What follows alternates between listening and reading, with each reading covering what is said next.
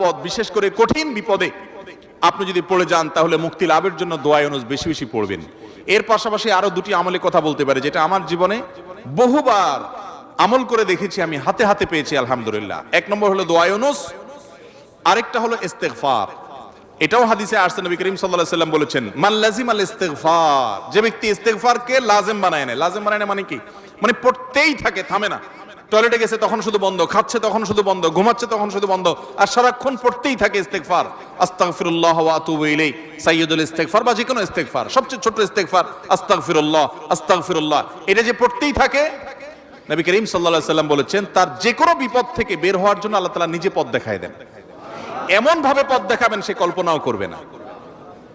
এবং জীবনে বহুবার আমি আমলটা করে দেখেছি, কঠিন কঠিন বিপদে আল্লাহ তাআলা কিভাবে উদ্ধার করেছেন আমি নিজে অবাক হয়ে গেছি, সারপ্রাইজড হয়ে গেছি।